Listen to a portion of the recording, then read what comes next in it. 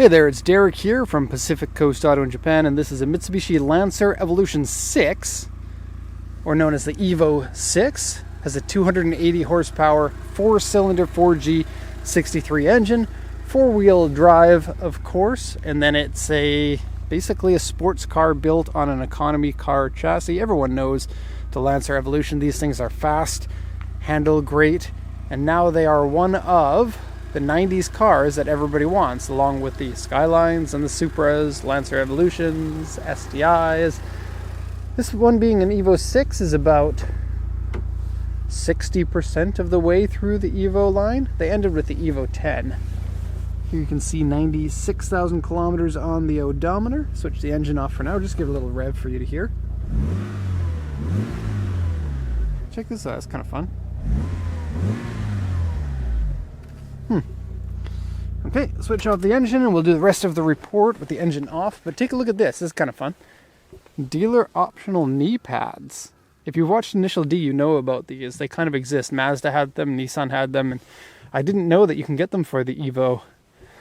But you've got one on either side, and what this does is when you're going around corners quickly, you can brace your leg against there, and it offers you a little bit of padding so that you're not hurting your knee on the door card. Kind of cool. And extra cool to have something like that. If you ever wanted the unique, special, only in Japan kind of stuff, then it's really nice to get that on the car without realizing you're going to get it.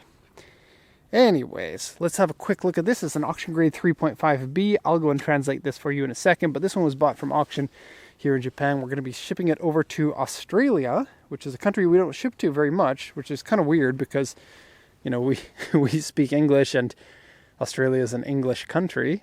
And we sell a ton to the USA and Canada. It's kind of funny that way, isn't it? Anyways, timing belt has been changed on this. Here's a sticker. It says 83,000 kilometers in 2014. Most of what's in here is in stock condition. We have what looks like a dealer optional strut tower brace. I don't think this is the original one.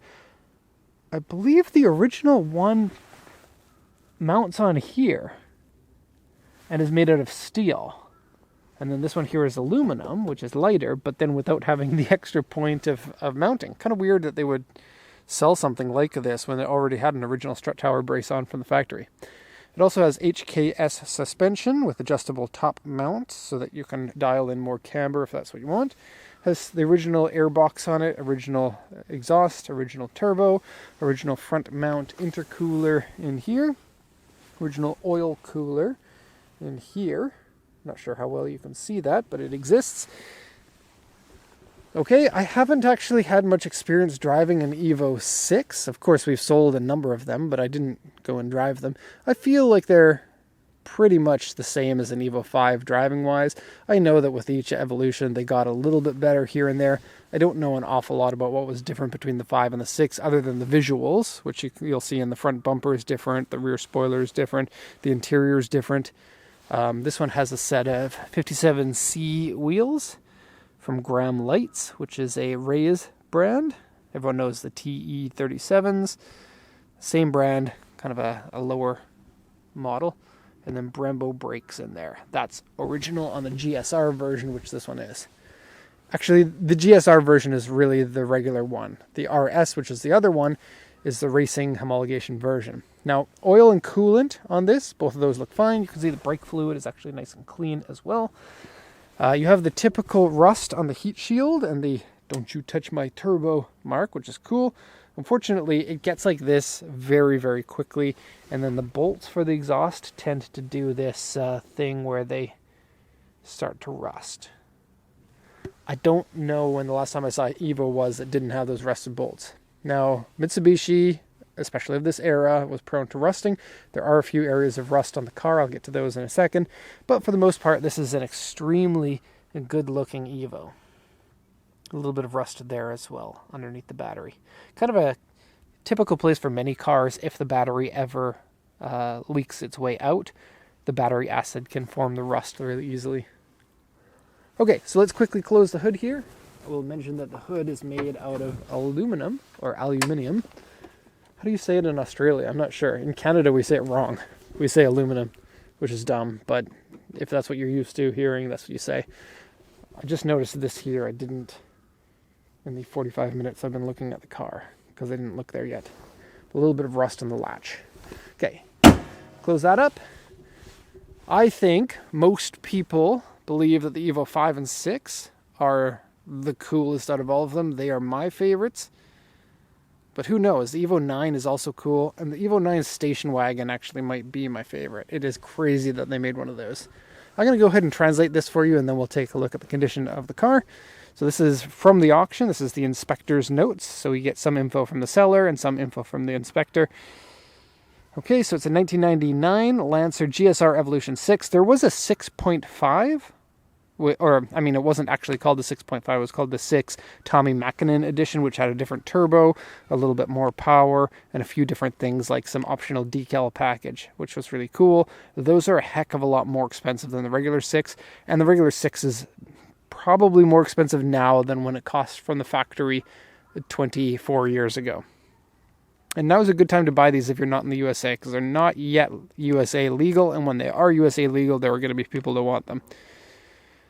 Okay, so auction grade 3.5, of course 4-wheel drive. This one has the AYC system, so make sure you check. If this is a car that you're interested in, check about the AYC system. You have to flush it like every 20,000 or 30,000 kilometers, depending on who you ask. And so that is something that you have to worry about with this, and a lot of people don't. So, yeah. Power steering, power windows, airbag, 96,300 kilometers. We're going to be run over by a Hi-Jet if I don't get out of the way. I'm not sure why, but the neighbors spread birdseed on the ground over there. Weirdest thing. I mean, you could get a bird feeder and you could do it in your yard, but it's barely in front of their house. Weird. Okay, look at the body on this. It's very good. It has minor scuffing on the front bumper, and it's right at the bottom, like underneath the bumper. Windshield rock chip, which is also minor, and then like basically no dents in it. Now there is some fade on the body, and I'll talk about that, so it's not a perfect body, but that's really, really good. Get rid of the fade, and you've got a great body. Okay, the rust that's on it, I guess I should mention it now, because I know people are going to be looking for it. I'll just go show you what I found. There are 1, 2, 3, 4, 5, 6, 7 tiny little rust spots on the roof. Fix these before they become a problem. All across the roof, anywhere else, there's no problem, including in the rain gutter in here. Underneath the spoiler, there's some rust. The good news about that is that even if you fix it like a preschooler playing with Play-Doh, you won't be able to see it because the spoiler goes on top of it. It's probably around the bolt holes for it. Okay, there's a little bit inside the fender here that from here to here, there are a little bit of squiggles. Again, it's not an area that's very well seen, and so it shouldn't be too difficult to get that fixed up. And then, I'm trying to remember where everything was. A little bit inside the door here. Right here and here. And a bit down here.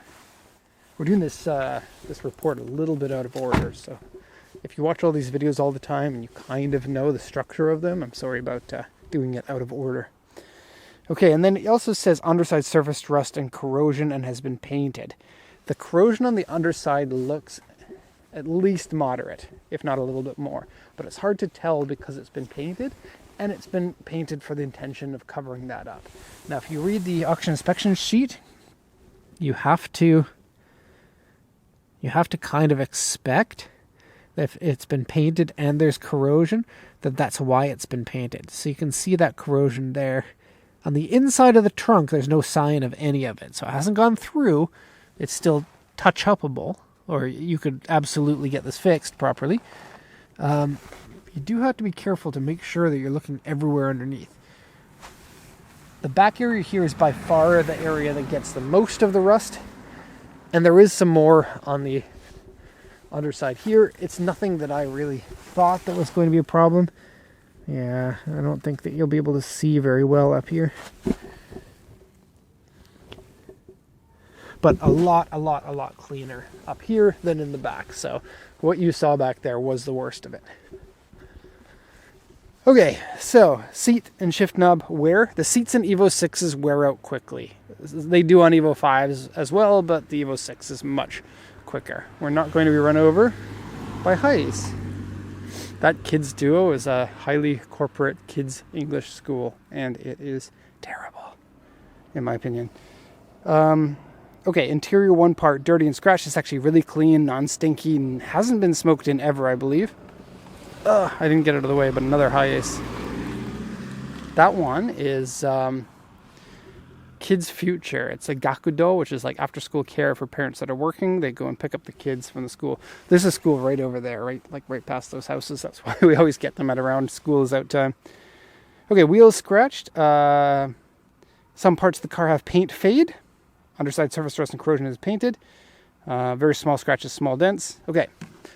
Let's not spend too much time on that. It is a fairly clean sheet. Not much to say. Oh, did I read the aftermarket clutch part? Jeez Louise. I am off today. Okay, raised wheels, aftermarket suspension, strengthened clutch. It is a fairly tricky one as far as aftermarket clutches go. Not extreme, but tricky. And then aftermarket exhaust is actually the dealer optional Rally Art one. You probably heard it earlier. It's a little bit louder than stock. And ETC means toll collection box. They missed the airflow air controller or whatever, the one that I was showing you earlier, and the turbo timer. Okay, these wheels look good on the car. I had the exact same wheels on my Legacy a long time ago when I had one. I really like the wheels. They're kind of like a value wheel, but I love the look of them. They're fairly light, but about 20% heavier than the ultralight TE37s or CE28s. So kind of like a budget, cool looking 5-spoke. They really bring out the big calipers. If you're going to keep these wheels on the car, you might want to think about repainted calipers. They're really not bad compared to your average Evo calipers that turn pink over time. But you know, these wheels really show off the calipers, and so a shiny set would really make a difference. Notice the Evo 6 rear wing is 2 wings instead of 1 wing and 1 spoiler, and it's adjustable, and that top plane is made out of aluminum or aluminium or whatever you want to call it.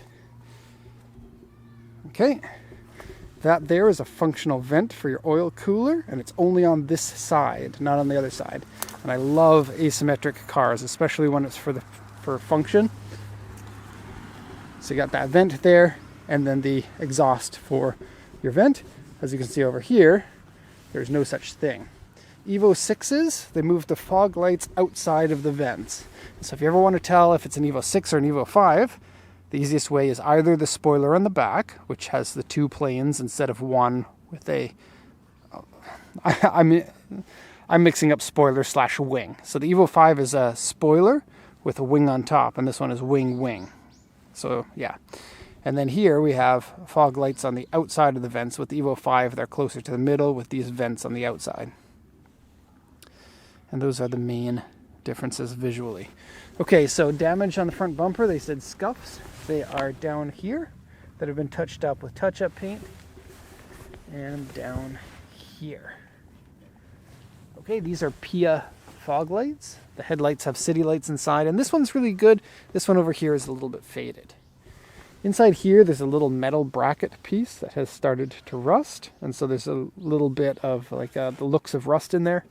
You also have some chips off the paint. These chicken wire looking things are supposed to be black, but they're mostly not black anymore. It is a functional hood vent, of course, and then this one here is an intake for your air system, which I believe this is adjustable, so you can open it more if you want. So this has been painted, repainted, I should say. The front bumper is a little bit not glossy. Mirrors are completely not glossy. And then these over fenders that go only on the rear are also not glossy. It's on both sides. The rest of the paint is quite nice. There aren't any real scratches or dents to speak of. It's actually quite incredible. And the fact that none of this paint is faded except for these plastic bits is really rare, because Mitsubishi paint tends to fade pretty quickly. On a white car, you don't notice it nearly as much as any of the other cars. But yeah, really good to see this nice paint. Not shiny. And you can look into ceramic coat or diamond coat for that. And Evo 5 and 6 have those back fenders. The Ford doesn't, and those 3 are on the same body. So the 1, 2, 3 are on one body, and then 4, 5, 6, and then 7, 8, 9, and 10 gets its own body. You also get a blistered out fender here. Okay, let's go to the interior. It's had fairly dark tinted windows, so the interior is quite dark on a day like today, which was possibly going to snow, but didn't. Okay, these door liners tend to get bunchy, as you can see this one has as well, and kind of peel off. People glue them back on, as this person has done, but it's a little bit visible where it's been glued on. These original Recaro seats that come in the Evo 6, they are nice. They get threadbare fairly easily. And so Subaru wins the seat competition. Those seats are very robust in the Subarus. Okay. And yes, places for seat belts if you want them, but if you're serious about taking the car to a track, then a full bucket seat will hold you way better than these will. I will say, not enough manufacturers do this, but the infinitely adjustable crank here is really nice to have if you're very picky about how upright you put your seat. Because instead of a regular car where there are ratchets at certain points, you can set it exactly where you want it, right down to the millimeter. Okay, here you can see that fabric again is peeling here, and I believe it's only on those 2 doors. The other ones I think are fine, but a little bit baggy in the back ones. These ones are a little bit baggy too, actually. Okay, you can see the seats. I think these Evo 6 seats look better than any of the other Evo seats, but this happens. Now the seat itself is fine. There's like this kind of like soft-ish pattern that's like pasted on top or something, and it's peeling off. It doesn't, like, it's so much less damage than it looks like, but unfortunately with the design of the seat, it takes away a lot from the visual aspect of it. And because that's a popular problem with these cars, you're maybe going to be hard-pressed to find a good Evo seat these days. So, aftermarket seat or deal with it. Things like that can kind of be the charm of a very popular car like this. You know, you can have one of these, and every time that you meet somebody, you can be like, hey, how's your seat? And they'll be like, terrible, yours? Oh, peeling just like yours. Okay. There was no AYC lamp that comes on. It comes on sometimes. It's a thing. We just bought an Evo 5 that was on the channel recently. And as I was reparking it, the AYC lamp came on.